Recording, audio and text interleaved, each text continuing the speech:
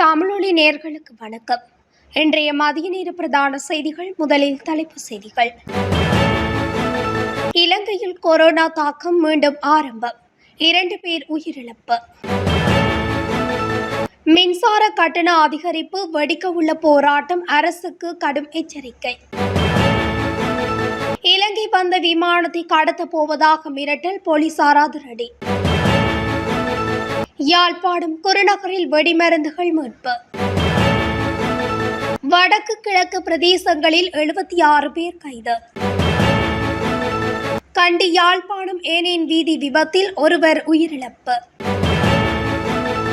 மனைவியை தீ வைத்த கணவன் கைது. நாட்டின் சில பகுதிகளில் இடியுடன் கூடிய மழை பெய்யக்கூடிய சாத்தியம். தொடர்பென விரிவான செய்திகள். இலங்கையில் கொரோனா தொற்றினால் 2 பேர் உயிரிழந்துள்ளதாக சுகாதார பிரிவு தெரிவித்துள்ளது. குறித்த விடயத்தை சுகாதார மேம்பாட்டு பணியகத்தில் நடைபெற்ற ஊடகவியலாளர் சந்திப்பில் வடமேல் மருத்துவ பீடத்தின் தலைமை மருத்துவ பேராசிரியர் துஷாந்த மெதகெதர தெரிவித்துள்ளார். அத்துடன் இலங்கையில் சுவாச நோயாளிகளில் 9 முதல் 13% வரை தற்போது புதிய கொரோனா தொற்றால் பாதிக்கப்பட்டுள்ளதாக துஷாந்த மெதகெதர குறிப்பிட்டுள்ளார். அவர் மேலும் கருத்து வெளியிடுகையில், இந்த கோவிட்-19 தொற்று மிக குறைந்த தீவிர நிலையில் உள்ளது.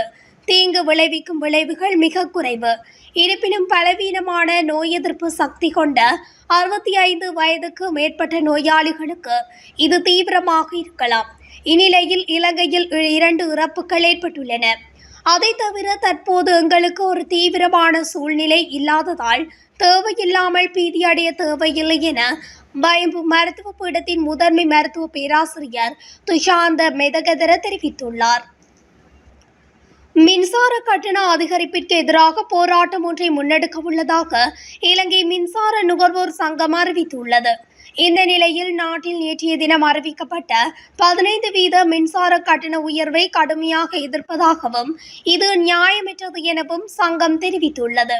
இலங்கை பொது பயன்பாடுகள் ஆணைக்குழு நியாயமான செலவு தொகை என்ற கொள்கையை சரியாக பின்பற்றியிருந்தால் இந்த உயர்வு சாத்தியமே இல்லை என சுட்டிக்காட்டப்பட்டுள்ளது. மின்சார கட்டணத்தை 15% உயர்த்துவதற்கு இலங்கை பொது பயன்பாடுகள் ஆணைக்குழு இலங்கை மின்சார சபைக்கு அனுமதி வழங்கியுள்ளது. இந்த முடிவை எங்களது சங்கம் வலுவாக எதிர்ப்பதுடன் எதிர்வரும் நாட்களில் மக்களுடன் இணைந்து போராட்டங்களை நடத்த திட்டமிடப்பட்டுள்ளதாகவும் குறிப்பிடப்பட்டுள்ளது. குறித்த விடயத்தை மின்சார நுகர்வோர் சங்கத்தின் பொதுச் செயலாளர் சஞ்சீவ தம்மிக்க தெரிவித்துள்ளார். இதன்படி மின்சார சபை களவாடப்பட்ட தவறான தரவுகளை பயன்படுத்தி அதிக செலவுகளை சுட்டிக்காட்டி கட்டண உயர்வை நியாயப்படுத்த முயல்வதாக அவர் தெரிவித்துள்ளார். மின்சார கட்டணத்தை உயர்த்தும் முடிவு நாட்டின் நலனுக்கோ மக்களின் நலனுக்கோ அல்ல எனவும் இது சர்வதேச நாணய நிதியத்தின் அழுத்தத்தால் எடுக்கப்பட்டது எனவும் அவர் சுட்டிக்காட்டியுள்ளார். மேலும் தற்போதைய தேசிய மக்கள் சக்தி அரசு மின்சார கட்டணத்தை 33% குறைக்கும் வாக்குறுதியை நிறைவேற்றவில்லை என்றும் தற்போது உள்ள பொருளாதார சூழ்நிலையில் கூட வழங்கக்கூடிய சலுகைகள் வழங்கப்படவில்லை என்றும் அவர் சுட்டிக்காட்டியுள்ளமை குறிப்பிடத்தக்கது. இந்தோனேசியாவிலிருந்து இலங்கை வந்த விமானத்தை கடத்தப் போவதாக தொலைபேசியில் பொய்யான தகவல் வழங்கிய நபர் கைது செய்யப்பட்டுள்ளார். கைதான சந்தேக நபர் 42 வயதுடையவர் என வெள்ளவத்தை போலீசார் குறிப்பிட்டுள்ளனர். வெள்ளவத்தை 33வது வீதியிலுள்ள ஒரு விடுதியில் தங்கியிருந்த சந்தேக நபரை போலீசார் கைது செய்தனர். சந்தேக நபர் விமான நிலைய போலீசாருக்கு முறைப்பாடு செய்த நிலையில் சந்தேக நபர் கைது செய்யப்பட்டுள்ளதாக போலீசார் தெரிவித்துள்ளனர். யாழ்ப்பாணம் குருநகர் பகுதியிலிருந்து ஒரு தொகை டைனமைட் வெடிமருந்துகள் மீட்கப்பட்டுள்ளன. யாழ்ப்பாணம் போலீஸ் விசேட அதிரடிப்படையினருக்கு கிடைத்த தகவலுக்கு அமைய வெடிமருந்துகள் மீட்கப்பட்டுள்ளது. மீட்கப்பட்ட வெடிமருந்துகளை மேலதிக சட்ட நடவடிக்கைக்காக யாழ்ப்பாணம் போலீஸ் நிலையத்தில் ஒப்படைத்துள்ளனர். சம்பவம் தொடர்பில் எவரும் கைது செய்யப்படாத நிலையில் போலீசார் மேலதிக விசாரணைகளை முன்னெடுத்துள்ளனர். தடை செய்யப்பட்ட மீன்பிடி வலைகள் மற்றும் மீன்பிடி உபகரணங்களை பயன்படுத்தி மீன்பிடியில் ஈடுபட்ட 20 டிங்கி படகுகள் மற்றும் 76 நபர்களை கடற்படையினர் கைது செய்துள்ளனர்.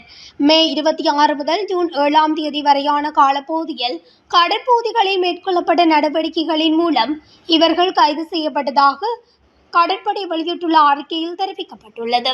அதற்கமைய யாழ்ப்பாணம், கடைக்காடு, புதுமாத்தலன், திருகோணமலை, கல்லடிச்சேனை, கோகிலாய், சேப்பல்தீவு, கொட்பி, பொடுகவட்டு, குச்சவெளி, மட்டக்களப்பு ஆகிய கடற்பரப்புகளை உள்ளடக்கிய வடக்கு மற்றும் கிழக்கு கடற்படை கட்டளைகளால் இந்த நடவடிக்கைகள் மேற்கொள்ளப்பட்டன. தடை செய்யப்பட்ட மீன்பிடி வலைகளை பயன்படுத்தியமை, மின்சார விளக்குகளை பயன்படுத்தி இரவில் சட்டவிரோத மீன்பிடி நடவடிக்கைகளில் ஈடுபட்டமை உள்ளிட்ட மேலும் சில குற்றச்சாட்டுகளுக்கு அமைவாக குறித்த சந்தேக நபர்கள் கடற்படையினரால் கைது செய்யப்பட்டுள்ளனர். கடற்படையினர் 20 டிங்கி படகுகளையும் 17 தடை செய்யப்பட்ட மீன்பிடி வலைகளையும் பறிமுதல் செய்துள்ளனர். கடற்படையினரால் கைது செய்யப்பட்ட சந்தேக நபர்கள் மேலதிக சட்ட நடவடிக்கைகளுக்காக யாழ்ப்பாணம், திருகோணமலை, இச்சிலம்பட்டு, முல்லைத்தீவு, குச்சவெளி, கொட்பி மற்றும் மட்டக்களப்பு ஆகிய இடங்களில் உள்ள கடத்தொழில் மற்றும் நேரியல் வள திணைக்கள அலுவலகங்களில் ஒப்படைக்கப்பட்டுள்ளனர்.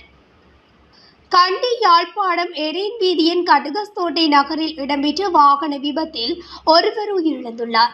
அனுராதபுரத்தில் இருந்து கண்டி நோக்கி பயணித்த பேருந்து ஒன்று வீதியை விட்டு விலகி வீதியோரத்தில் நிறுத்தப்பட்டிருந்த முச்சக்கர வண்டி மற்றும் மோட்டார் சைக்கிளில் மோதியுள்ளது.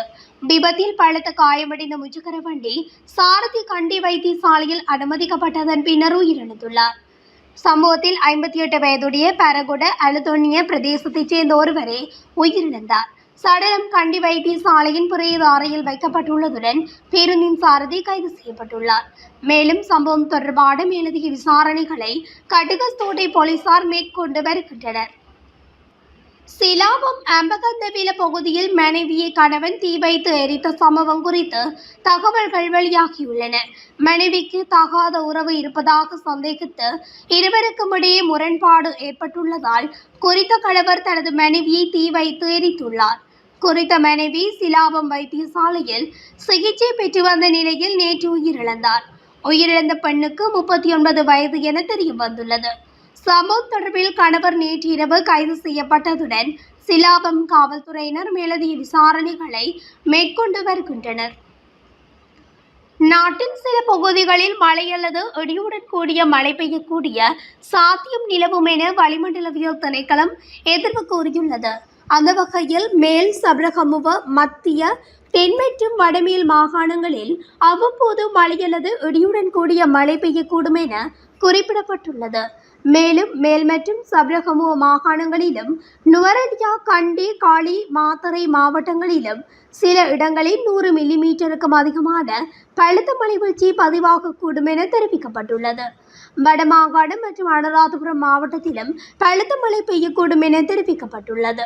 மேலும் மத்திய மலைநாட்டின் மேற்கு சரிவுகளிலும் வடக்கு வடமத்திய மேல் சப்ரகமுவ, வடமேல் மற்றும் தென் மாகாணங்களிலும் திருகோணமலை மாவட்டத்திலும் அவ்வப்போது மணிக்கு 100 கிலோமீட்டர் வேகத்தில் காற்று வீசக்கூடும்.